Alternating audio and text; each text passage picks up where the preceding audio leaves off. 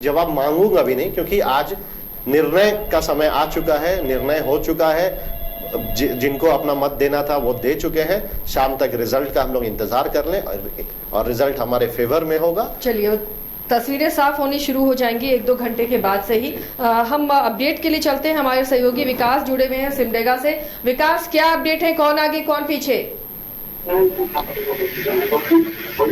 अभी हम खूंटी मतगणना शिक्षा कॉलेज में मौजूद हैं, जहां पर मतगणना लगातार जारी है। पहला राउंड की अगर हम बात करें तो अर्जुन मुंडा करीब 25,251 वोट मिले हैं, और जबकि कालीचरण मुंडा जी को 34,406 वोट मिले हैं। अगर आंकड़े की अगर डिफरेंस की बात करें तो करीब 9,155 वोट से कालीचरण मुंडा आगे चल रहे हैं। इसके अलावा नोटा, जो कि इस बार चमत्कारी आंकड़ा साबित हो रहा है, 1700 करीब नोटा का वोट पड़ा है, जो कि एक चौंकाने वाला है।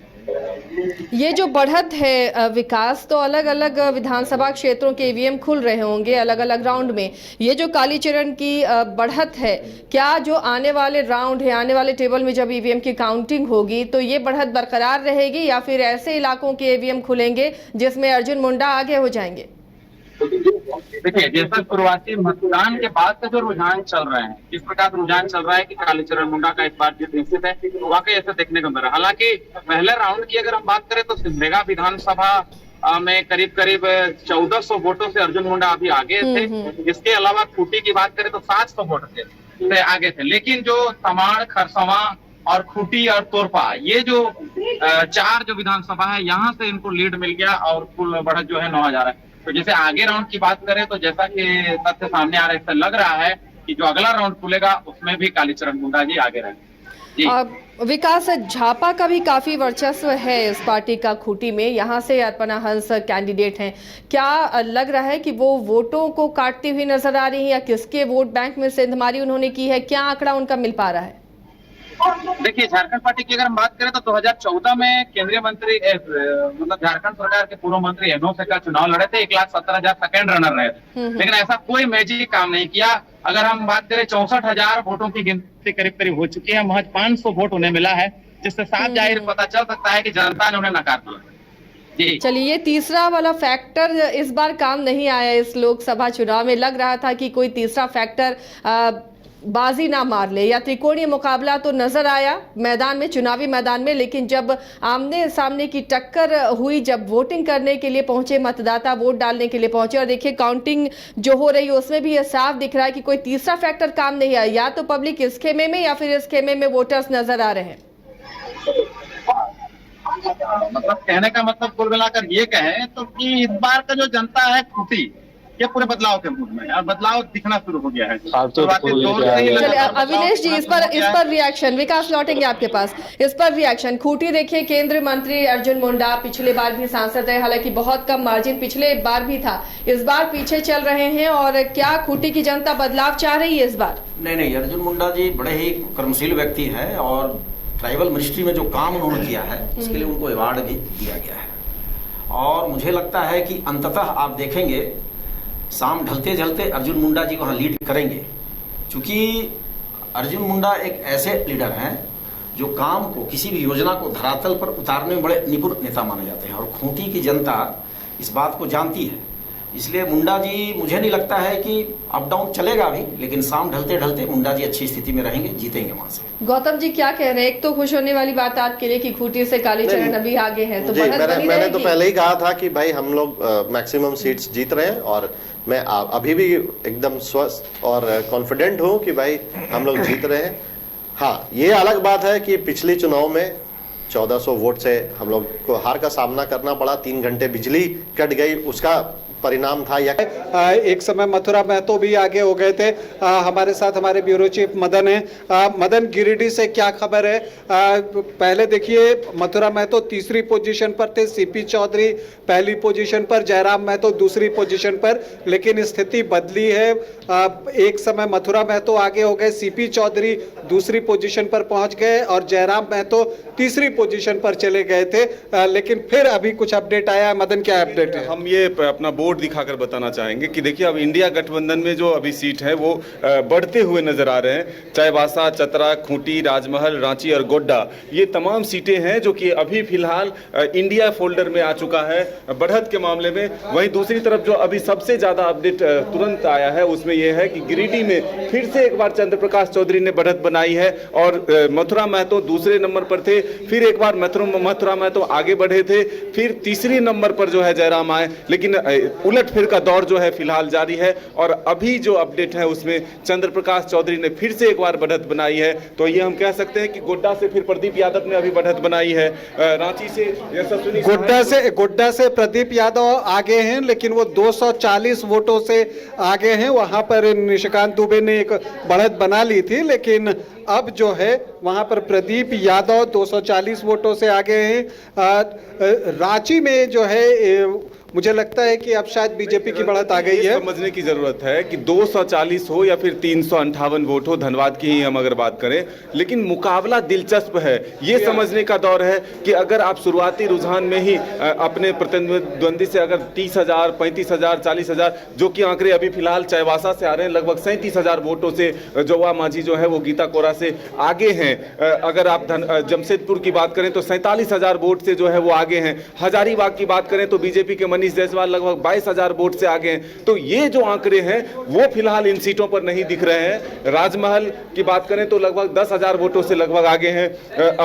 रांची में यशस्विनी सहाय ने संजय सेठ को पीछे किया, धनबाद में अनुपमा सिंह ने ढुल्लू महतो को पीछे किया। लेकिन रांची से अब सूचना ये है कि संजय सेठ एक बार फिर से 1750 वोटों से, ये बात सही है, ये बात सही है कि फिर से वो आगे हैं। समझना लेकिन हम ये चाहेंगे कह रहे हैं कि दिलचस्प मुकाबला है, कांटे की टक्कर है। एक चीज समझना चाहेंगे, हम ये मानते हैं कि ये विधानसभा का चुनाव नहीं लोकसभा का चुनाव है, लेकिन जो आंकड़े हैं, जो बढ़त हैं, अगर वो 20-30 हजार से ज्यादा हो जा रहे हैं तो ऐसे में क्या हम ये माने कि उस सीट पर उस कैंडिडेट को लीड मिल सकती है, या फिर जब और आगे की काउंटिंग होगी तो ये बड़ा उलटफेर भी हो सकता है?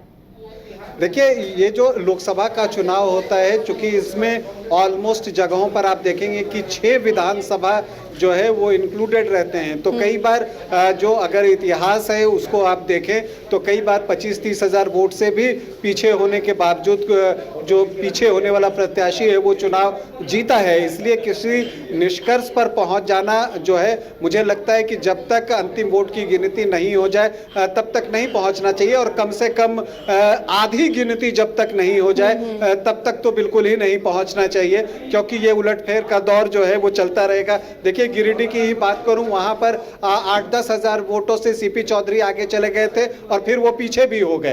तो यहां पर जो है 8-10 हजार वोटें जो है वो मैनेज होती हैं, 15,000, 20,000 भी मैनेज होती है। इसलिए मुझे लगता है कि लोकसभा चुनाव में हमें इंतजार करना चाहिए। हालांकि जो प्रत्याशी एक बार 20-25 हजार वोटों की बढ़त ले लेता है और जब मुकाबला आपको 2 ही प्रत्याशियों के बीच दिखे, अगर आप जैसे बात कर लीजिए खूंटी की आप बात कर रही हैं, वहां पर जो अपर्णा हंस जो झापा की कैंडिडेट हैं उनका प्रदर्शन बेहतर नहीं रहा। वो जो फिलहाल मैंने देखा है वो 5वीं पोजीशन पर चल रही हैं और अभी तक 1,000 वोट भी उन्हें नहीं आए हैं। तो इससे लगता है कि ये बिल्कुल आमने सामने का मुकाबला है। बहुजन समाज पार्टी जो है वो तीसरी पोजीशन पर है खूंटी में, तो इसलिए लग रहा है कि मुकाबला बिल्कुल कांग्रेस और बीजेपी के बीच में है, कालीचरण मुंडा और अर्जुन मुंडा के बीच में है। और इसमें अगर बढ़त जैसे जैसे बढ़ते जाएगी उस प्रत्याशी की जीत की संभावना भी उसी तरह से बढ़ते जाएगी। लोहरदगा में सुखदेव भगत 8,000 वोट से आगे हो गए हैं इस वक्त। एक बड़ी खबर लेकर आए हैं मदन,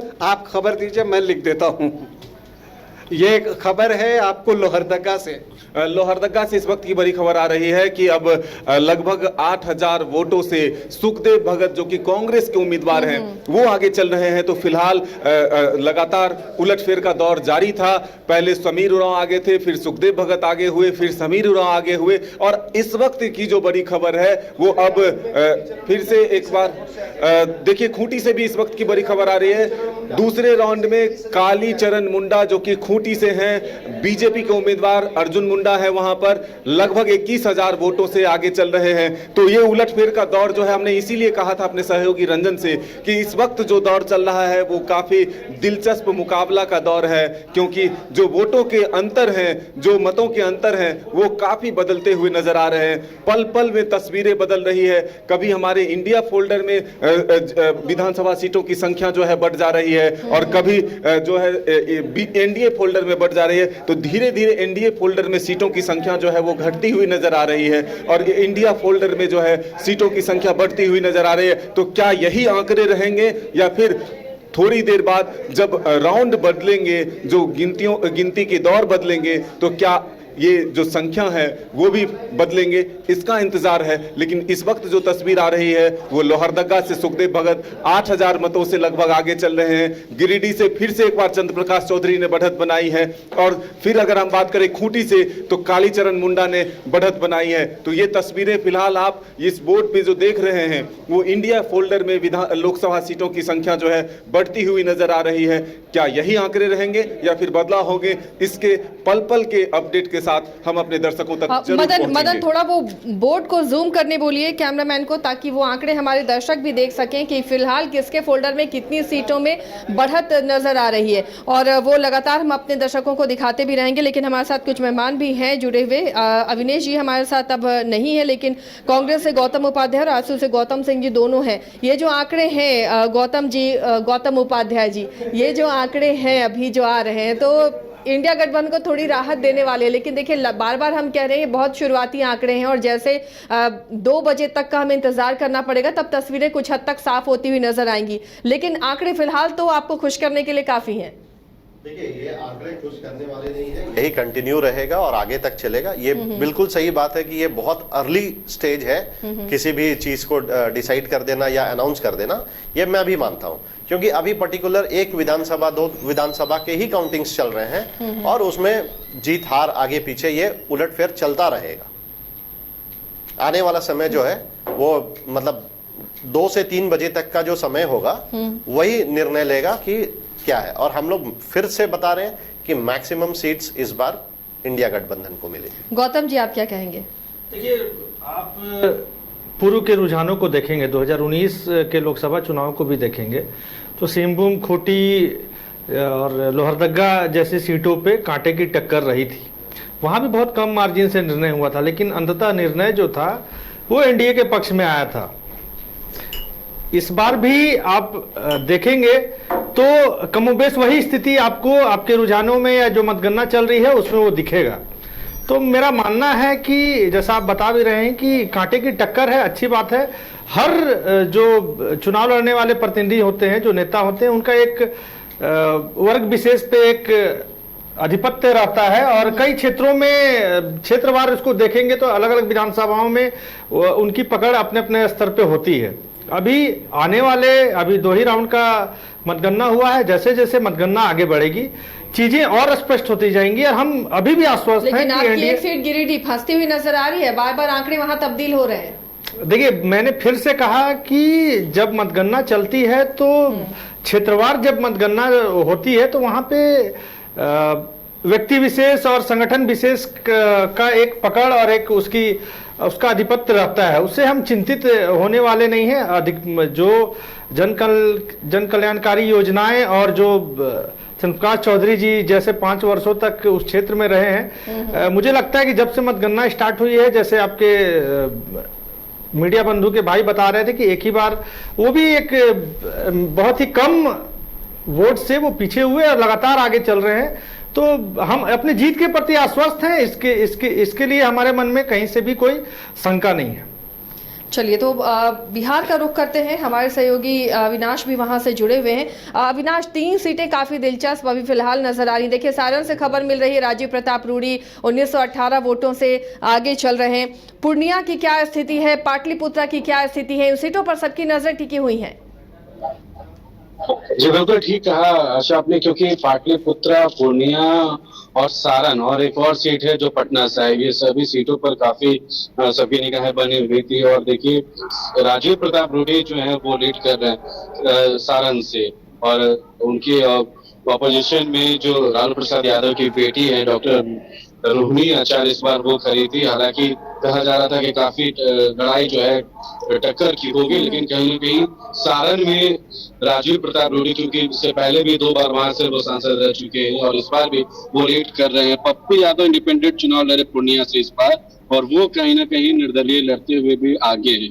पटना साहिब में रविशंकर प्रसाद एक तरफ जहां एनडीए के प्रत्याशी हैं, तो उनके तरफ से ऑपोजिशन में जो इंडिया गठबंधन से प्रत्याशी वो अंशुल अभिजीत है। तो पटना साहिब में भी रविशंकर प्रसाद कहीं न कहीं अभी आगे हैं। लेकिन पाटलिपुत्रा लोकसभा सीट की अगर बात कर ले तो पाटलिपुत्रा लोकसभा सीट काफी हॉट सीट भी बना हुआ था, और पाटलिपुत्रा में अभी भी जो इंडिया गठबंधन से और राजद की जो प्रत्याशी है मीसा भारती, वो कहीं न कहीं अभी आगे है। और जिस तरीके से देखिए पाटलिपुत्रा लोकसभा सीट को लेकर पीछे अभी से 1-2 दिन पहले भी जो रामकृपाल यादव का जो मामला सामने आया था, राजद के कुछ कार्यकर्ताओं ने हमला भी किया था। और देखिए कई ऐसी वजह है, लेकिन रामकृपाल यादव ये लगातार कहते रहे हैं कि हम जनता के बीच में रहते हैं और सबके सुख दुख में रहते हैं। लेकिन देखिए मीसा भारती जो ये कल परसों भी जब वो नामांकन उन्होंने किया था 1 तारीख को, उस समय भी उन्होंने कहा था कि हमारी सरकार बनेगी, ये पूरा भरोसा है और जो हमारी मैनिफेस्टो है उस पर काम करेंगे। लेकिन जो 4 सीटें की हमने बात की उसमें तो लगभग एक जगह जो है वो पप्पू यादव जो इंडिपेंडेंट लड़े, हालांकि कांग्रेस ने उन्हें कहा था कि वो अपने नामांकन वापस ले ले, लेकिन पप्पू यादव ने अपनी जिद पर पूर्णिया को नहीं छोड़ा था और परिणाम पप्पू यादव के स्वरूप में ही है। पटना साहिब में रविशंकर प्रसाद जो एनडीए के प्रत्याशी हैं वो कहीं न कहीं बढ़त में है। रोहिणी आचार्य जो सारण से प्रत्याशी हैं इंडिया गठबंधन के, और वही एनडीए के प्रत्याशी जो है राजीव प्रताप रूडी, वो आगे हैं। लेकिन पाटलिपुत्रा में कहीं न कहीं अभी एनडीए के कैंडिडेट जो है पीछे चल रहे हैं, और वहां पर मीसा भारती जो है वो बढ़त में है। आशिया, चलिए अविनाश, लौटेंगे अपडेट के लिए आपके पास। तो देखिए तमाम बिहार की भी हॉट सीटों पर हम लगातार नजर बनाए हुए हैं और अपडेट आप तक हम पहुंचा रहे हैं। फिलहाल हमारे साथ स्टूडियो में गौतम जी, कांग्रेस से गौतम उपाध्याय जी जुड़े हुए थे और आजसू से गौतम सिंह जी जुड़े हुए हैं। आप दोनों का बहुत बहुत शुक्रिया इस चर्चा में शामिल होने के लिए। लगातार अपडेट आपको दे रहे हैं हम न्यूज़ बाइस्कोप में, और एक बार कहेंगे कि न्यूज़ रूम से वो स्क्रीन भी दिखाएं, वो बोर्ड भी दिखाएं जिस पर लगातार आंकड़े बदल रहे हैं। और देखिए जो इस वक्त एनडीए और इंडिया गठबंधन के जो आंकड़े हैं, जो सीटें हैं, वो आपको दिख रहे हैं। इंडिया गठबंधन चाईबासा, चतरा, खूंटी, राजमहल इन सीटों पर लीड करता हुआ नजर आ रहा है, तो वहीं एनडीए गठबंधन कई सीटों पर लीड लेता हुआ फिलहाल दिख रहा है। लेकिन जो हमारा एनालिसिस था, जो हमारा आकलन था, कहीं ना कहीं नतीजे उसके आसपास ही रहने के उम्मीद जताए जा रहे हैं। फिलहाल ये लगातार अपडेट आप तक पहुंचाएंगे। प्रदीप यादव आगे चल रहे थे, लेकिन फिलहाल जो अपडेट है 240 से अब वो आगे हुए हैं। हालांकि निशिकांत ने एक बड़ी मार्जिन बनाई थी, लेकिन फिलहाल प्रदीप यादव अभी आगे हो गए हैं, कांग्रेस उम्मीदवार हैं। इधर हजारीबाग से मनीष जायसवाल लगातार बढ़त बनाए हुए हैं और 21,000 से ज्यादा वोटों से वो अपने कैंडिडेट जेपी पटेल से आगे चल रहे हैं। चतरा से केएन त्रिपाठी जो कांग्रेस के उम्मीदवार है, 328 वोटों से वो आगे चल रहे हैं।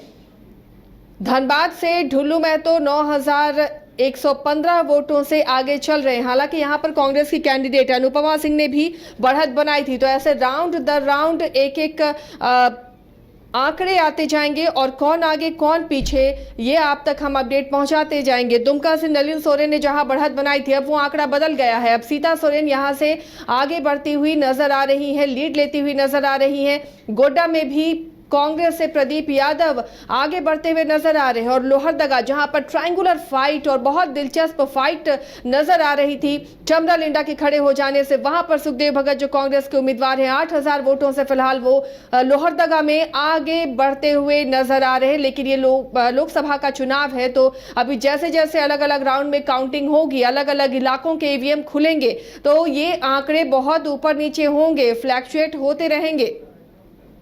और इस बीच एक बड़ी खबर, तमाम दर्शकों का धन्यवाद, क्योंकि लगातार इस चुनाव में जिस तरह से न्यूज़ बाइस्कोप को आप लोगों ने प्यार दिया है, हमारी खबरों पर भरोसा जताया है, उसके लिए न्यूज़ बाइस्कोप भी आपको धन्यवाद करता है। और 5 लाख लोगों ने हमारे इस अपडेट को देखा है यूट्यूब पर, तो आप अंदाज़ा लगा सकते हैं कि हमारी खबरों पर हमारी विश्वसनीयता लोगों पर किस कदर है और हम पर कितना वो भरोसा करते हैं। न्यूज रूम चलेंगे। सहयोगी रंजन जी हमारे साथ जुड़े हुए हैं। रंजन जी, न्यूज बायोस्कोप पर लोगों का भरोसा, और देखिए 5 लाख लोगों ने हमें यूट्यूब पर देखा है, उससे ज्यादा लोगों ने, और लगातार जो आकलन हम कर रहे हैं, जो आंकड़े दिखा रहे हैं, वो किसी से प्रभावित नहीं है, वो सीधे दर्शकों तक पहुंच रहे हैं। हमने जो ग्राउंड रिपोर्टिंग की थी उसी के आधार पर जो है हमने सारी चीज़ें बताई, और उसी के आसपास जो है वो परिणाम आपको दिख रहा होगा। हमने जो टाइट फाइट कही थी वो उन सीटों पर टाइट फाइट देखने को मिल रहा है, कभी कोई आगे कभी कोई पीछे, और जो सीटें कंफर्म बताई थी उस तरह की सीटें जो है वो हमें दिख रही हैं। हमारे साथ हमारे पॉलिटिकल एडिटर उदय हैं। हम आपको बता दें कि फिलहाल जो सीन दिख रहा है, और चुनाव आयोग की वेबसाइट पर आप देखिए तो 8 सीटों पर जो है एनडीए को बढ़त दिख रही है, जिसमें 7 पर बीजेपी है और 1 पर जो है आजसू के प्रत्याशी सीपी चौधरी आगे चल रहे हैं, जबकि जो बाकी 6 सीटें हैं उनमें 4 पर कांग्रेस आगे चल रही है और 2 पर जेएमएम, मतलब इंडिया ब्लॉक में जो है आपको 6 सीटें दिख रही हैं। उदय, अगर हम देखें तो गिरिडीह में चुनाव जो है वो बहुत दिलचस्प चल रहा है। एक समय सीपी चौधरी आगे थे, दूसरी पोजीशन पर जयराम, फिर तीसरी पे, तो वो चीजें बदल रही हैं। अभी गिरिडीह से 3388 वोटों से सीपी चौधरी जो है वो आगे हैं। बिल्कुल, गिरिडीह से वो आगे चल रहे हैं। और देखिए सीपी चौधरी को लेकर हम पहले से ही कह रहे थे कि उनके पास जो एक बड़ा आधार वोट है, जिन वोटों के आधार पर रविंद्र पांडे जीता करते थे, जिन वोटों को लेकर बात हो रही थी वो 3 जगह हो रहे हैं। देखिए महतो समुदाय के ओबीसी वोट है, और ये सीपी चौधरी को एक प्लस पॉइंट है कि वो लीड ले रहे हैं बीजेपी के जो वोटर्स हैं उनके बूते। और एक और बड़ा अपडेट आ रहा है कि प्रदीप यादव 2755 वोटों से आगे हो गए हैं गोड्डा से। कांग्रेस के प्रदीप यादव 2755 वोट से आगे हो गए हैं, जो ये एक बड़ा उलटफेर हुआ है गोड्डा लोकसभा सीट पर। जी हाँ, ये एक बड़ी बात है। यहाँ पर निशिकांत दुबे शुरुआत में एक ठीक ठाक बढ़त उन्होंने बना ली थी, और वहां से वो पीछे गए हैं, और फिलहाल जो है वो पीछे चल रहे हैं। सिंहभूम में देखिए लीड अब बड़ी होते चली जा रही है, और वो 37,972 वोटों की हो गई है, मतलब 38,000 वोटों की लीड जो है वो जोबा मांझी के पास जो है अब वो पहुंच गई है। बिल्कुल, देखिए गीता कोड़ा जब कांग्रेस छोड़कर बीजेपी में आई थी तो कई लोगों को ये मंजूर नहीं था और कई जगह उनका विरोध हुआ था। हमने भी इन खबरों को खूब चलाया था कि भाई वो जहां जहां ग्रामीण इलाकों में जा रही थी तो उनका विरोध हो रहा था। तो देखिए ये बातें कही जा रही थी, ये एक आक्रोश है उनके प्रति कि भाई ऐसे भी सिंहभूम सीट जो है कांग्रेस से लोग वहां कनेक्टेड महसूस करते हैं। बागुल सिमरू वहां से रिकॉर्ड बार सांसद रह चुके हैं। और धनबाद पर आए, यहाँ पर अनुपमा सिंह कुछ देर के लिए आगे हुई थी, लेकिन अब एक बार फिर से ढुल्लू महतो 15,000 वोटों से जो है लगभग वो आगे चल रहे हैं। बिल्कुल, ढुल्लू महतो ये कई इलाकों में जब राउंड्स की गिनती हो रही थी, ईवीएम खुल रहे थे तो आगे पीछे हो रहे थे, लेकिन अभी एक बड़ी बढ़त ढुल्लू महतो ने कायम कर ली है और धनबाद एक कंफर्म सीट की ओर बढ़ती हुई दिखाई दे रही है। चतरा में 437 वोटों की लीड कांग्रेस के KN त्रिपाठी के पास है, और वहां पर भी एक बहुत ही नजदीकी मुकाबला जो है वो देखने को मिल रहा है। खूंटी में कालीचरण मुंडा ने एक बड़ी लीड हासिल कर ली है, 20,424 वोटों की लीड मिल गई है, और ये लीड धीरे धीरे बढ़ते हुए दिख रही है।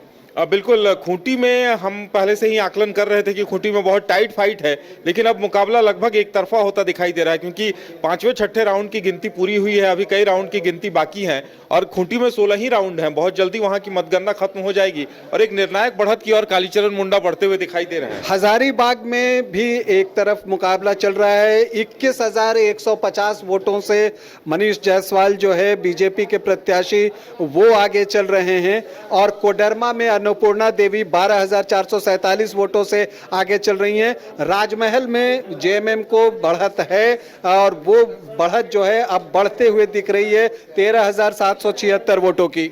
बिल्कुल, राजमहल में देखिए 2 बार सांसद रह चुके हैं विजय हांसदा, और उसी का असर दिखाई दे रहा है। और जिस तीसरे प्रत्याशी लॉबिन हेम्ब्रम की हम बात कर रहे थे, बोरियो के विधायक हैं, उनका कोई खास असर नहीं दिखा है। आमने सामने का मुकाबला हुआ है तो ताला मरांडी विजय हांसदा के बीच मुकाबला हुआ है, और ऐसे भी ताला मरांडी कुछ दिनों से बीजेपी से भी उन्हें निष्कासित किया गया था, और उनकी फिर से वापसी कहीं न कहीं बहुत वजनदार प्रत्याशी वो साबित नहीं हो पाए। दुमका नाक की लड़ाई चल रही है वहां पर, और वहां से जो सूचना है वहां से सीता सोरेन बीजेपी प्रत्याशी अभी भी आगे चल रही हैं 7,875 वोटों से। बिल्कुल, देखिए बीजेपी वहाँ काफ़ी मजबूत है, बीजेपी का कैडर मजबूत है। वहाँ नाला, सारठ और दुमका का जो शहरी इलाका है, ये तीनों इलाके सीता सोरेन को लीड दिला रहे हैं। देखिए जब शिकारीपाड़ा और जामताड़ा की जब तक गिनती पूरी नहीं होती, कुछ भी उलटफेर वहाँ भी हो सकता है। वो भी सीट काफ़ी टाइट फाइट में है, लेकिन सीता सोरेन को लाभ मिलता हुआ दिखाई दे रहा है। सुनील सोरेन ने, जो पूर्व सांसद रहे हैं, उन्होंने उनके लिए काफ़ी कैंपेन किया था, उसका भी असर दिखाई दे रहा है। देखिए पलामू और जमशेदपुर में बीजेपी को बहुत बड़ी बढ़त मिल चुकी है।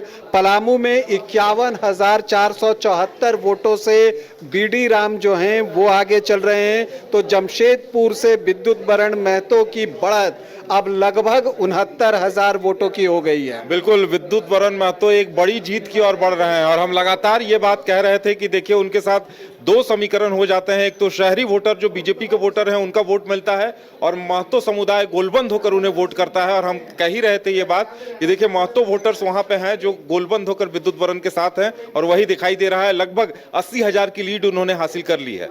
तो ये हाल है 14 सीटों का झारखंड में। आसिया 8 सीट एनडीए फोल्डर में दिख रहा है, 6 सीट जो है वो इंडिया ब्लॉक के फोल्डर में दिख रहा है।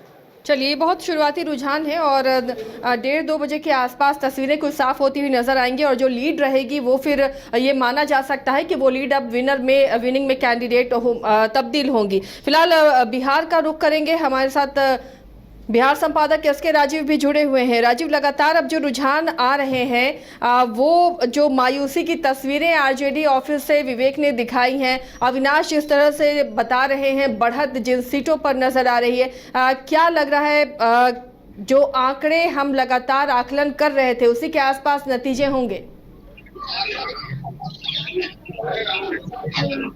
राजीव जी, आवाज मिल रही है आपको?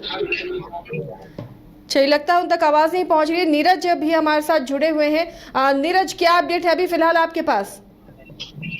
देखिए 3 कांग्रेस के जो प्रत्याशी वो लीड कर रहे हैं, झारखंड मुक्ति मोर्चा के 2 प्रत्याशी लीड कर रहे हैं, कुल मिलाकर इंडी गठबंधन के 5 प्रत्याशी झारखंड से लीड कर रहे हैं। और जहां पर अभी हम मौजूद हैं रांची के पंडा स्थित स्ट्रांग रूम के बाहर, जहां कांग्रेस के जो समर्थक है वो टकटकी लगा के जो अपने सेलफोन है वहां पर देख रहे हैं कि कहां पर कौन से सीट पर उनके प्रत्याशी लीड कर रहे हैं। उन कुछ समर्थकों से हम जुड़ने की कोशिश करेंगे और अब तक जो रुझान सामने आए हैं उसको लेकर वो क्या कुछ कहते हैं, क्योंकि शुरुआती रुझान है, लेकिन शुरुआती रुझान में ही बहुत सारे ऐसे जो सीट है जहां पर कांग्रेस और जेएमएम की जो प्रत्याशी हैं वो लीड करते हुए नजर आ रहे हैं। उनसे ही बात कर लेते हैं। बहुत सारे आप लोगों के सीट है जहां पर आप लीड कर रहे हैं, और झारखंड मुक्ति मोर्चा जो कि आपकी गठबंधन दल की देखिए, आप देखेंगे इस तरीके का एग्जिट पोल पूरे देश में दिखाया जा रहा था। ये भाजपा की तय की एग्जिट में एग्जैक्ट पोल नहीं था, और जिस तरीके से 10 साल देश की जनता को शासन में बर्दाश्त की है उसका जवाब आज बैलेट में लोग दे रहे हैं। खुलने दीजिए, पर्दे खुलेंगे अंदर और हाथ तुम्हारा हाथ आपको दिखेगा। कभी से लीड कर रहे हैं कार्यशक्ति करना ही था वो, तो जिस तरीके से आदिवासियों का शोषण इन्होंने किया है, जमीन के लिए गोली चलाना, उनको जेल भेजना, उन्हें रघुवर दास के शासन में कुशासन से परेशान होकर आदिवासी के बच्चों को मंत्री बनाया, उसके बाद उसको जेल भेजने का काम किया भाजपा ने। सारी चीजें देश की जनता और देख रही है, इसका जवाब इनको मिल रहा है।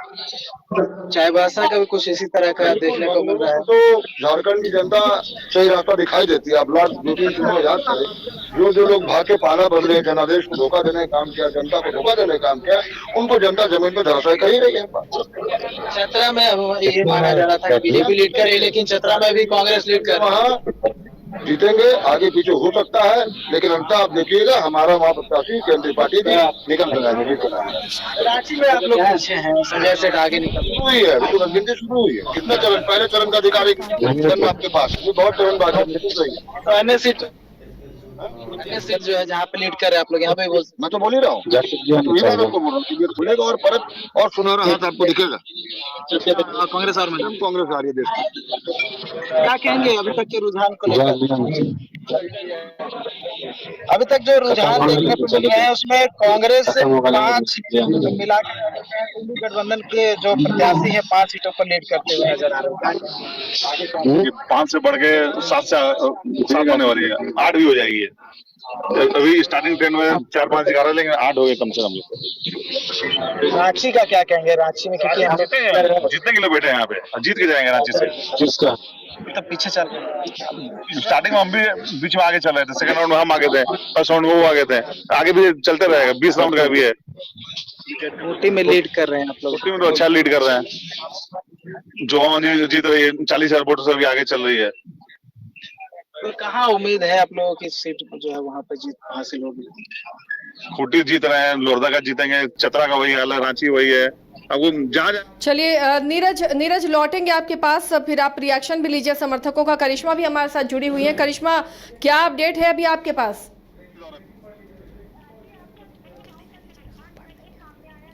आया है और दोनों ही राउंड में बीजेपी लीड कर रही है। पहले राउंड की चर्चा करेंगे आसिया, तो भाजपा को 32,229 वोट जो है यहाँ पर मिले हैं। कांग्रेस जो यशस्विनी शाह इस बार चुनावी मैदान में, उनको 27,825 वोट मिले हैं और अंतर जो है वो 4404 का अंतर है। अगर दूसरे राउंड की बात करेंगे आसिया, तो यशस्विनी सहाय को 26,618 वोट मिले हैं। इसके साथ ही संजय सेठ की बात करेंगे तो 42,505 मिले हैं और अंतर जो है वो 15,887 का यहाँ पर दिख रहा है। तो दोनों ही राउंड में बीजेपी जो है वो लीड कर रही है और शुरुआती ही रुझान में बीजेपी जो है वो बढ़त बनाई हुई है और जो बढ़त है अभी भी यानी कि दूसरे राउंड में भी बरकरार है। हालांकि तीसरे राउंड का भी रुझान जो है थोड़ी ही देर में आ जाएगा और तीसरे राउंड में पता चलेगा कि आखिर यशस्विनी सहाय आगे है या फिर संजय सेठ आगे, क्योंकि इस बार चुनावी मैदान में संजय सेठ है बीजेपी की ओर से और कांग्रेस की ओर से बात करेंगे तो यशस्विनी सहाय चुनावी मैदान में है और लगातार रुझान जो है वो सामने आ रहे हैं आसिया। और ऐसे में